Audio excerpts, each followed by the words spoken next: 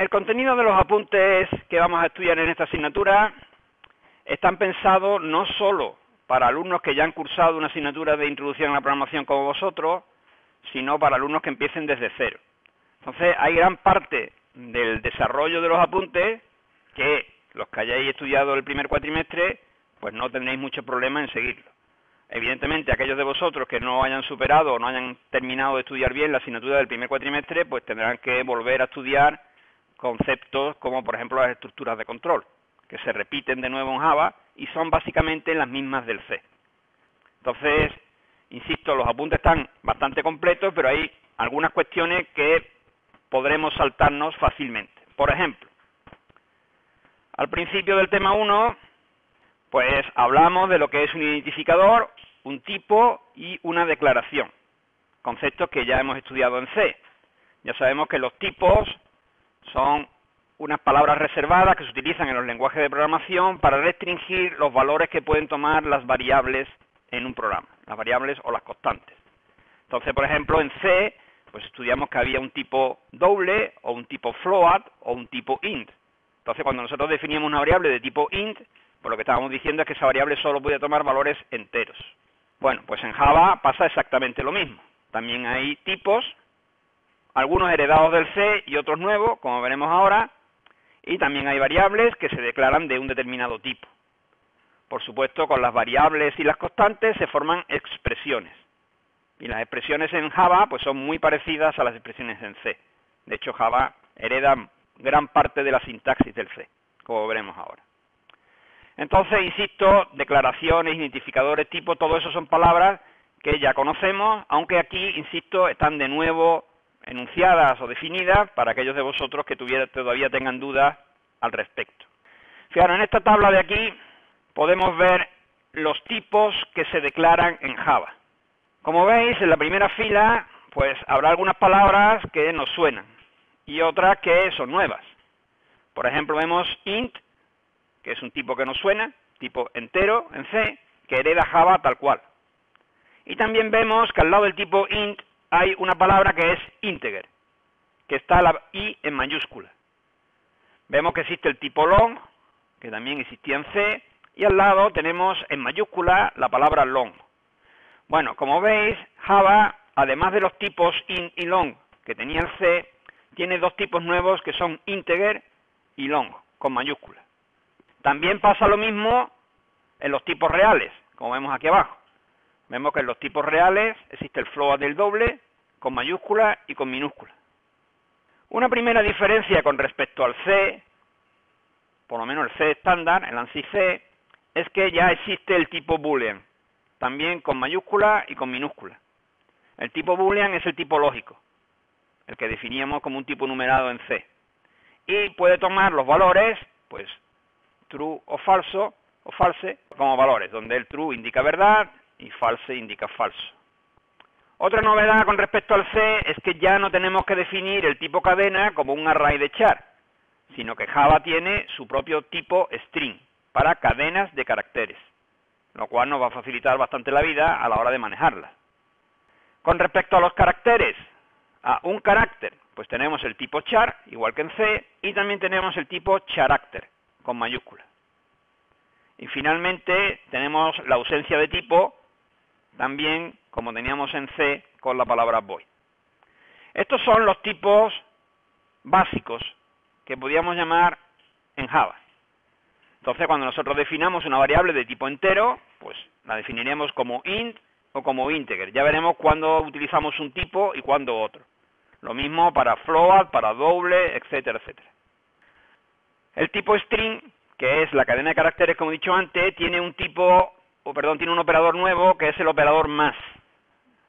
Este operador concatena cadenas de caracteres. Es un operador muy útil para concatenar cadenas de caracteres. Ya lo veremos también su uso próximamente.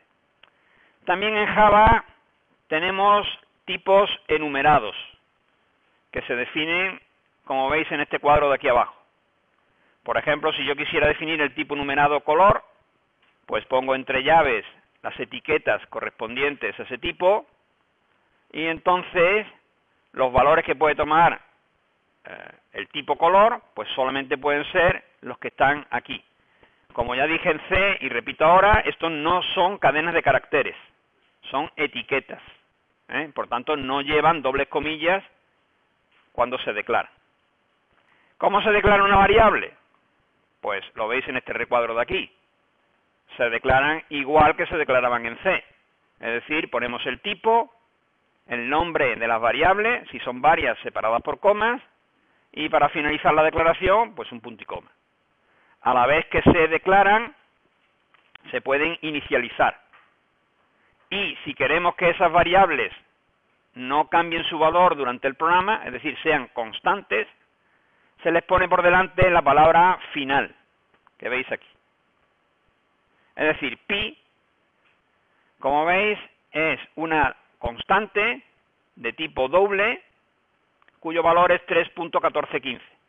Que sea final significa que es constante. Es decir, que si durante la ejecución del programa intentáramos cambiar el valor de esa constante, el compilador no nos dejaría, nos daría un error. Es decir, que si pi aparece a la izquierda de una asignación, pues el compilador no nos dejará seguir hacia adelante.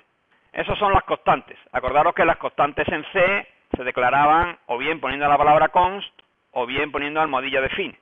Bueno, pues las declaraciones en Java de constantes cambian, se declaran como las variables, como esta que vemos aquí arriba, pero añadiéndoles la cláusula final o final delante de la declaración de la variable. Y eso indica que esa constante pues ya no cambia. Fijaros que mantenemos la notación que manteníamos en el primer cuatrimestre. Es decir, las constantes, todos sus caracteres, los caracteres del identificador, van en mayúsculas, para diferenciarlos de las variables cuyos identificadores van en minúsculas.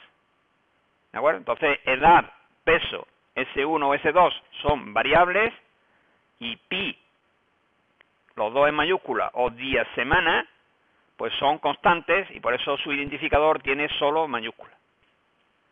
Las declaraciones de variables en Java tienen un ámbito en el que tienen validez. Eso también pasaba en C, así que no es algo nuevo. ¿Cuál es el ámbito en el que tiene sentido la declaración de una variable y su uso? Pues el bloque de código en el que se declaró. Ese bloque de código viene delimitado por llaves.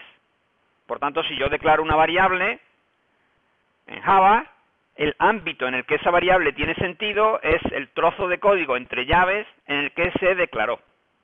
Fijaros que esto es una novedad con respecto a C. En C solo se podían declarar variables en unos sitios concretos, que no voy a repetir porque supongo que todo el mundo sabe. En Java se pueden declarar variables en cualquier sitio. En cualquier momento se puede declarar una variable. Por ejemplo, dentro de un bucle. Una variable que solo sirva para ese bucle. Entonces, el ámbito de vida de esa variable es el trozo de código, llave abrir, llave cerrar, en el que se declaró. Y fuera de eso no tiene sentido. De hecho, el compilador nos daría un error. ¿De acuerdo? Así que eso es una novedad. En Java se pueden declarar variables en cualquier sitio y su ámbito está delimitado por llaves. A partir de las variables, de los operadores y las constantes, podemos formar expresiones, ¿no? Por ejemplo, aquí tenemos algunas expresiones, pues una expresión relacional que compara edad con 30, una operación aritmética, o en este caso simplemente una constante, que sería el valor del tipo numerado rojo. Ya sabéis que para que las expresiones estén bien formadas, pues lógicamente los operadores y las variables tienen que estar en un determinado orden adecuado. Si, por ejemplo, no se podría poner pues 2 más asterisco peso. Eso no tiene sentido. El compilador nos diría que esa expresión no está bien formada. Entonces, esto, insisto, pues hay que cumplir unas determinadas reglas para formar expresiones que básicamente son las mismas reglas que vimos para el C, y por tanto no tiene más novedad. La asignación. Bueno, pues la asignación en Java, casi todos los lenguajes de programación es la misma, se utiliza el símbolo igual. El símbolo igual, como sabemos, lo que hace es asignar la expresión que está a la derecha a la variable que está a la izquierda, que cambia su valor, perdiendo el valor que tuviera anteriormente, por el resultado de la expresión que está a la derecha. Ya sabéis, insisto, que la asignación cambia el valor de la variable que está a la izquierda, por el resultado de la expresión que está a la derecha, no al revés. Todavía se siguen viendo en los exámenes expresiones de asignación al revés. La asignación no es una igualdad matemática. La asignación tiene un sentido, de derecha a izquierda.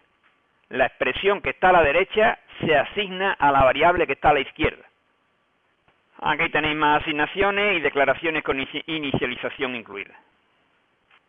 Como pasa en C, en Java también pasa. Por un lado tendremos errores de compilación, que serán, por ejemplo, como he dicho antes, expresiones que no estén bien formadas, y errores de ejecución. Por ejemplo, aquí representamos un error de ejecución muy típico, que es el error de dividir por 0. Una expresión aritmética en el que el cociente, en este caso el divisor de un cociente, es 0 y por tanto nos da una división por 0.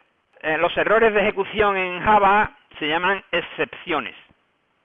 Cuando un programa en Java deja de funcionar, tiene un error en tiempo de ejecución, se le llama excepción.